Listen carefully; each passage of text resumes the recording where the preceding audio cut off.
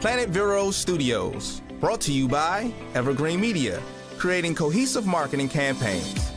Evergreen Media in Vero Beach. Honestly, without Treasure Coast Community Health, I think we'd be a much poorer community in terms of our health. We're always striving to fill the gap for everyone in the community, rich or poor. Good afternoon, and welcome to Community Conversations.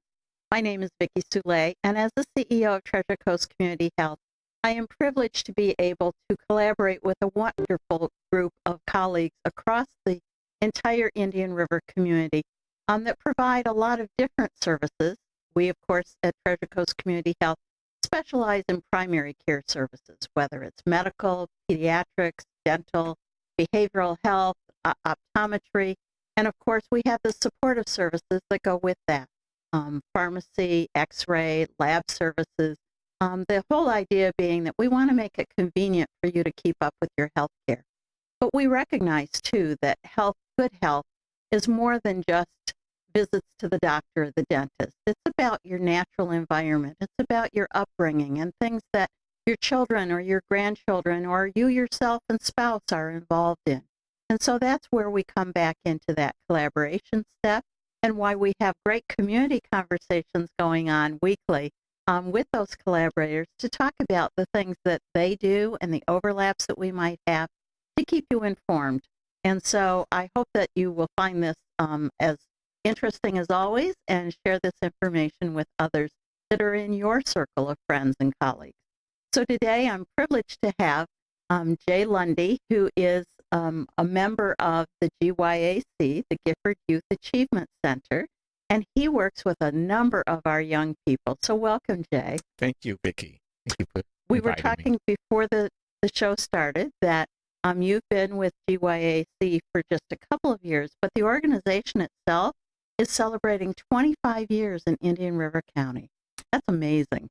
It is, and I find it being a native, or at least growing up in the community and not living here for most of my adult life, to have been back the past, like you said, 2 years, year and a half actually. I find it's amazing and as exciting as everyone else that I've run across. Yes. That's great, because often, unfortunately, I hear from folks that grew up in a certain locale, oh, it's changed, and I really miss the old days. But Gifford is a very vibrant community, and so while there are things that all of us miss in Indian River County, I'm thinking particularly of the orange blossoms, the smells that we used to have driving through the neighborhoods in February, March, April. You know, there are some things that change has not been, it's just hard to embrace those changes. But you can't change certain things. You have to adapt. And certainly GYAC has done that in their outreach. So let's talk a little bit about the services that are offered, not just for teens, but give us a sort of a 360 view of what GYAC's function is and what their new goals are through their strategic plan. I'll be glad to. So instead of going at the strategic plan, let's talk about the vision and where GYAC is, where it's been. Obviously, it started 25 years ago, and the premise of it was to help make sure the students who were not completing high school, the graduation rate was pretty low at the time in 1998, to make sure that was reversed. And because it was Dr. Hudson, Dr. Knight, and of course, Dan Richardson, the philanthropy, they decided to tackle that. And since then, obviously, it has morphed from an after-school program that tackled those areas of concern, parental involvement, making sure the students are engaging with their teachers and engaging with their education and making sure they're doing the things that they need to do to have a, you and I were talking about this earlier, have a successful and a fun experience in school. Because you should be a lifelong learner.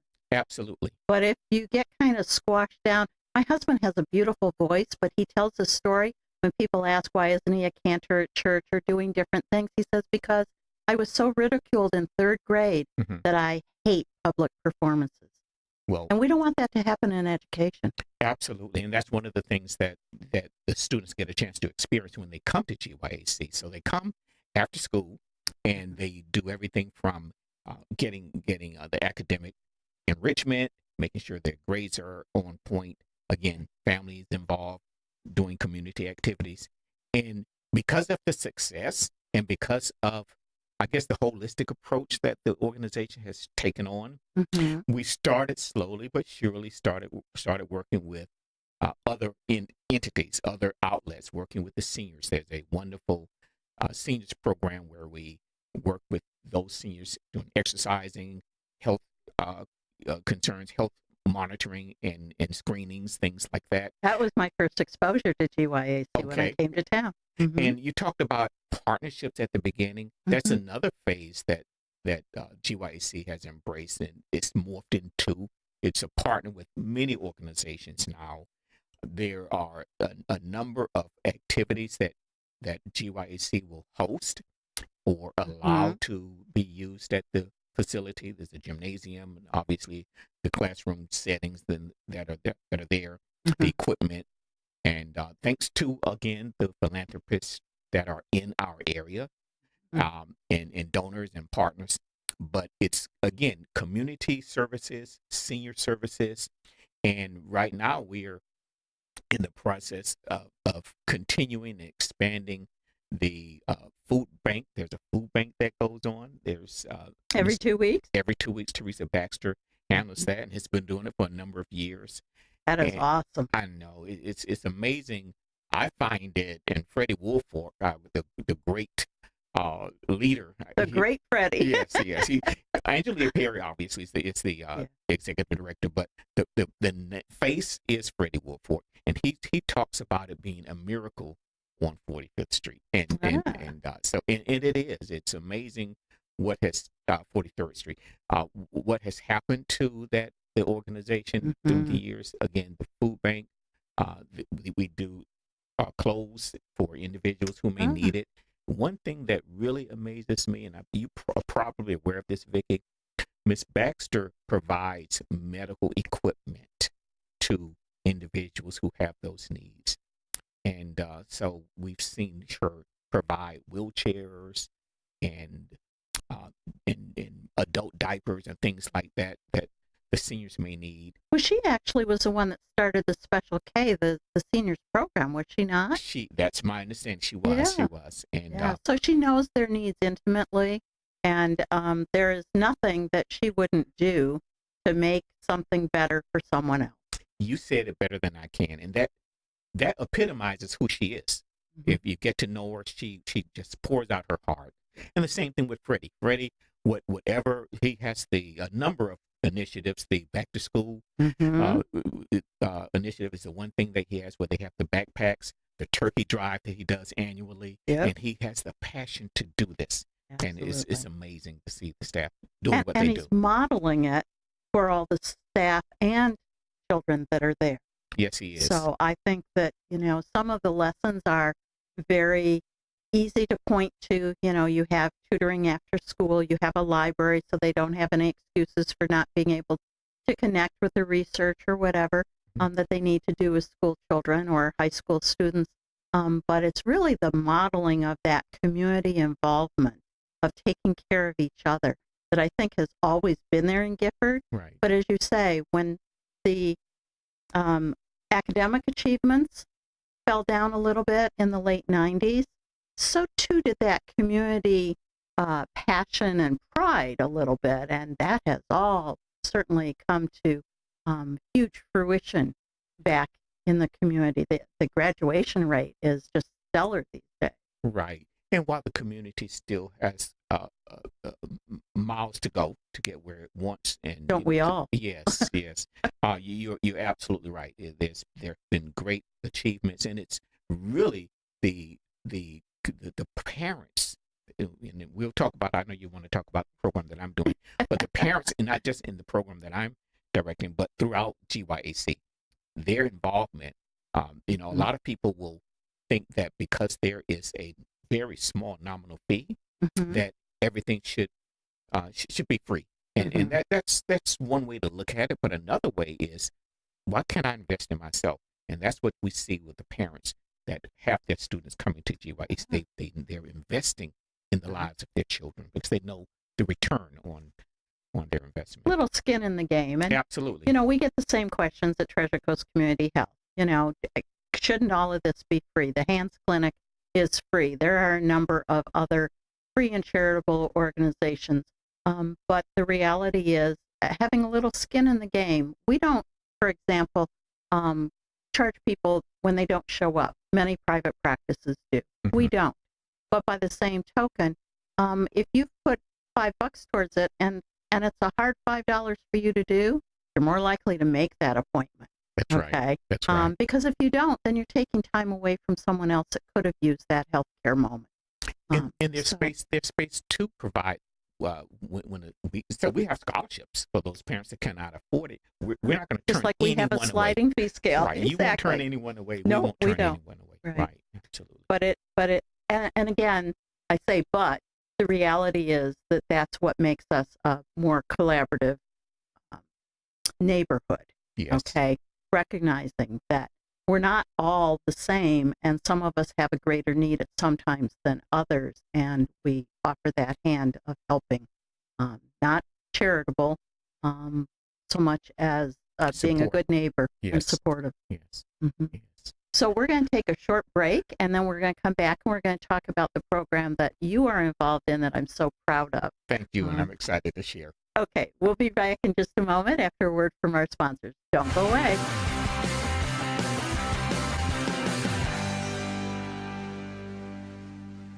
Treasure Coast Community Health in-house pharmacies have the lowest prices in Indian River County, even lower than big box pharmacies.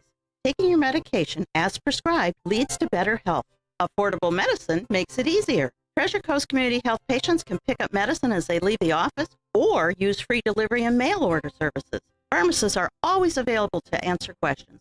Switch to TCCH pharmacies. Save money, stay healthy. 772-257-8224 and ask about our price match.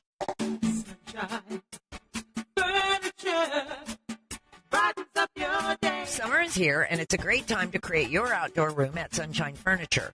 Right now, during our July clearance sale, you can save up to 50% on all in-stock patio furniture from Lloyd Flanders, Woodard, Windward, Beechcraft, Pollywood, Berlin Gardens, and more.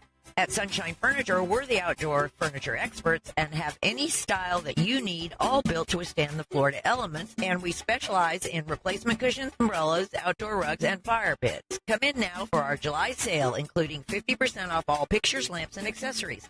Sunshine Furniture, 1295 US 1 in the Publix Plaza, Vero Beach. Family-owned and operated since 1991. Don't forget to visit our outlet and sales store directly across the street and visit our website at sunshinefurniturecasual.com.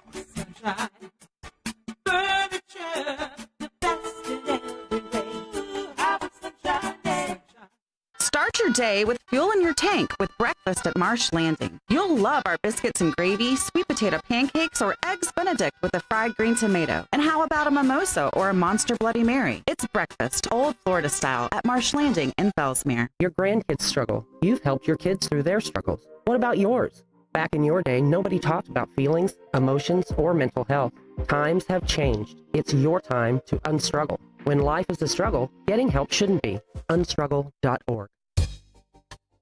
And welcome back to Community Conversations.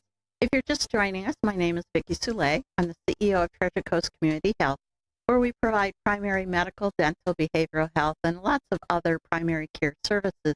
So if you're new to town and looking for a provider, we take all kinds of insurances, Medicare, Medicaid, Blue Cross, Aetna. The list is endless. I used to say all the insurances, and my staff said, well, no, we had somebody from Montana that had a small. Okay, got it. Not all of them, but most all of them.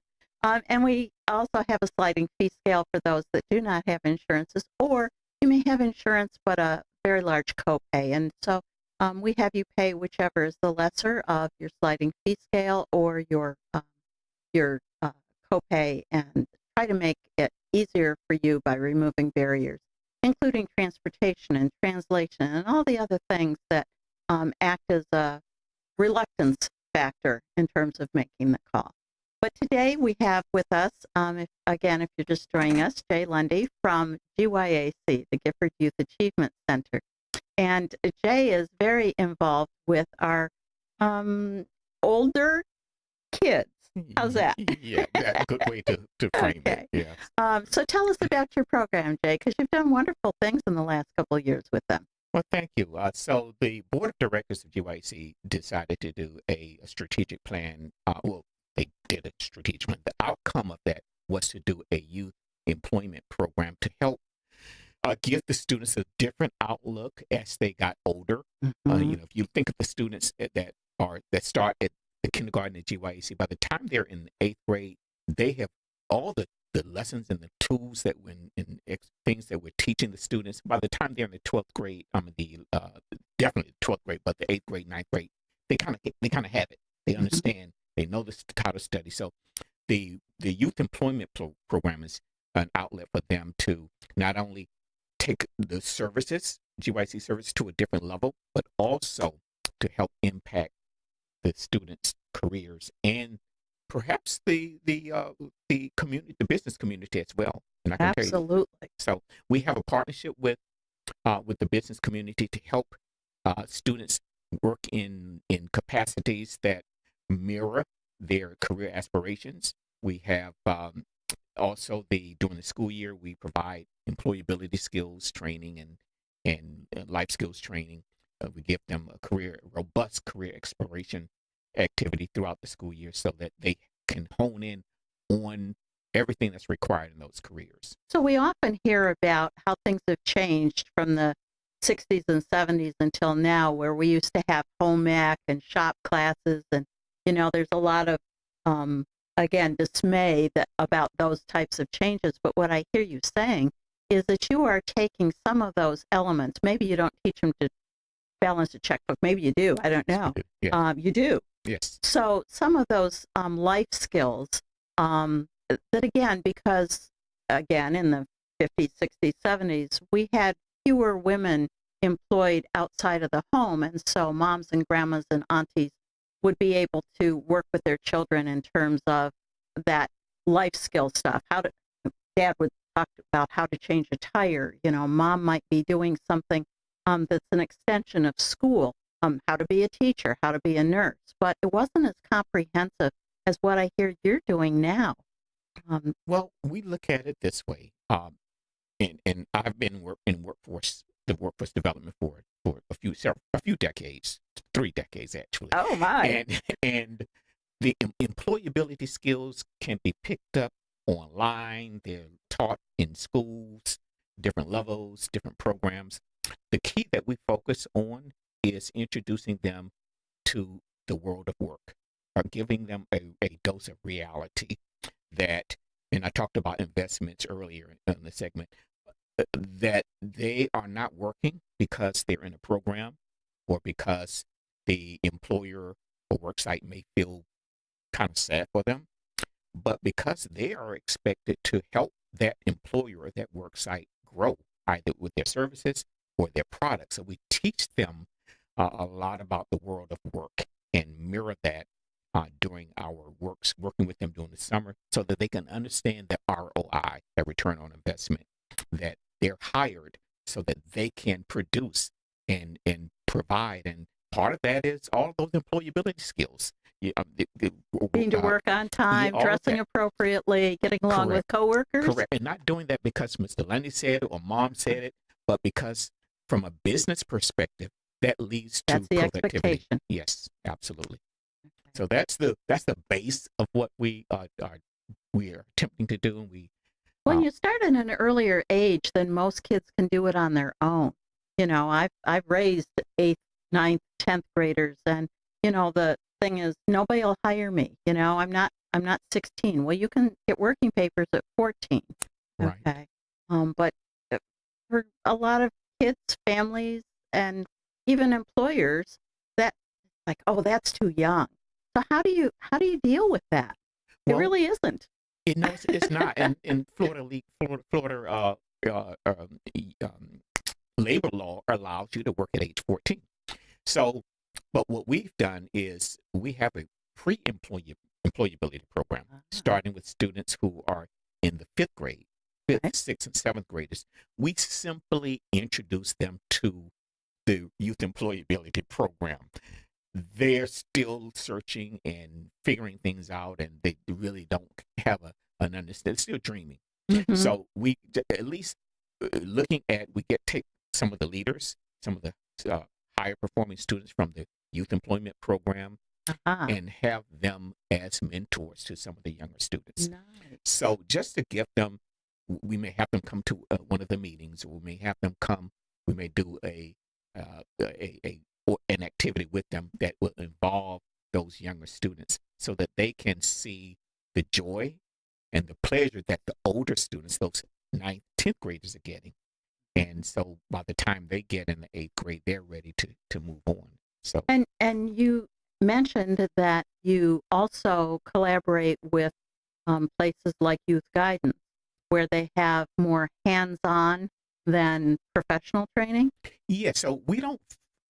While most of the successes, most of the work sites that we had during our inaugural year were connected to a lot of professional entities, and those are based on what the students, that the key is, what the student has an interest in. We didn't have any students that were interested in some of the trades, but as we get those students, and we do have one coming up this school year, why not direct them to an entity that's already doing that? Why reinvent the wheel? So we work with the field barns, and if we have students that have that interest, then that's going to be the service we provide. We also are looking to work with the school districts, their vocational training programs, but they have wonderful programs already in place. So talking to those parents and the students about taking the classes to get on that vocational track if they have that interest. And so like welding, for example. Yes, absolutely. So if they have that interest, my job is easier, a lot easier, because we don't have to worry about, trying to find an attorney to work with the students if the student is interested in law. Obviously, there's some lessons that they can't learn on the job because they're going to be limited with what they could do. But with the welding company, they can actually observe and see. They're still going to be restricted with some things that they could do. But if they're in a program where they're getting the hands-on training that you may have, either, I'm not sure if it's Vero Beach or Sebastian High School, one of those schools, if not both, have that welding program. And I think they may work, if I'm not mistaken, in conjunction with the Treasure Coast Technical College. So whatever it takes, Vicki, whatever it takes, whatever's out there, let's bundle the services. Yes, and absolutely, that's what collaboration is, not duplicating, but collaborating so that we really use our resources wisely. And certainly GYAC is known for that. And we're very pleased to be a part of that medical training. Again, we want to keep our children safe, but they need to start thinking about what they're going to put further educational efforts into and how they can jumpstart those in an efficient and affordable way. And so I thank you for all you're doing. It is a challenge, I know, because, as you say, they kind of jump around a little bit. They don't know any more than some of our college kids do, but they're really going to end up with. But the exposure to lots of different things is so important. So thank you very much. Thank you, Vicki. And I can say this, the connection with the work sites, it's really what gives them that unique career exploration. So if anyone's interested in joining your program, they can get a hold of you through GYAC, right? Yes, absolutely. Go on the website, information is right there.